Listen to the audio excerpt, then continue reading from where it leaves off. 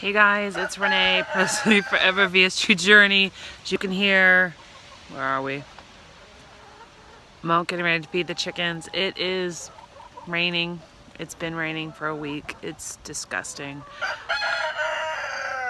So after I feed the chickens, I'm gonna go in and I'm gonna make some beef stew because that's what my husband requested on this yucky day, and I'm gonna make some cabbage roll inspired soup. I was flipping through something one day and I saw a recipe, but it's weight loss surgery friendly.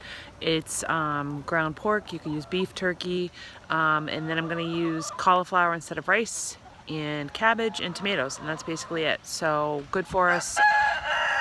Let me see if I can get a picture of Georgie here. Hold on.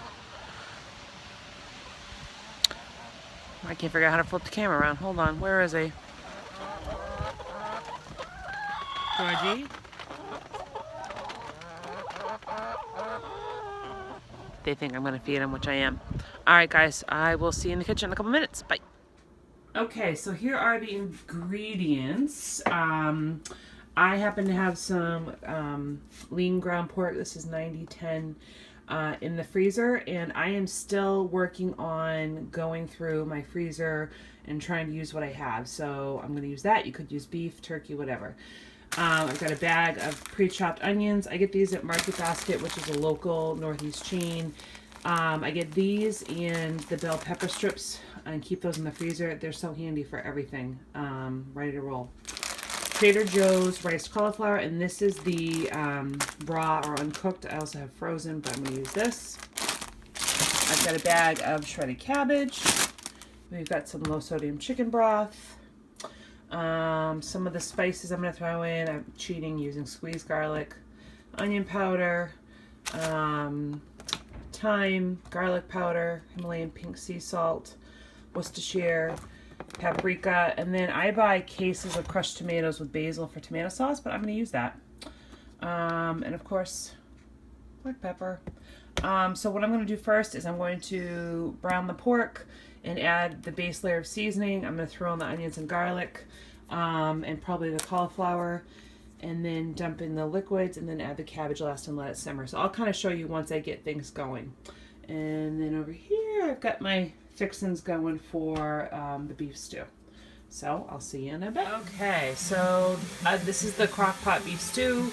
I cut up about a pound of stew beef, and I tossed it in a bag with about a quarter cup of flour, salt, pepper, garlic powder, and then I just browned it just to get a little coloring, and I have it in the crock pot with 3 potatoes diced up, some frozen carrots, frozen onions, some celery, and towards the end I will add frozen peas. And in for seasonings, I've got salt, pepper, garlic powder, chopped garlic, onion powder, thyme, black pepper, and then a couple of lugs of Worcestershire.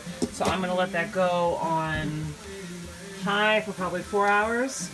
And the flour thickens it up and makes the gravy. And I added about 48 ounces of beef stock.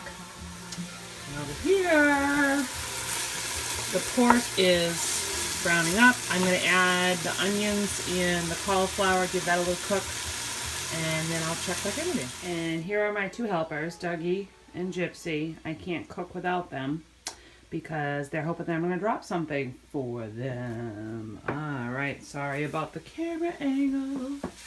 So here is the pork, spices, the onions, and the cauliflower. And I just thought about this. Cauliflower and cabbage. You might eat some Beano when you eat this, but lots of fiber. So, you know, we love that. Alright, I'll come back at you after I've added the stock and the tomatoes and the cabbage. Okay guys, so here's the final result. Everything is cooked down.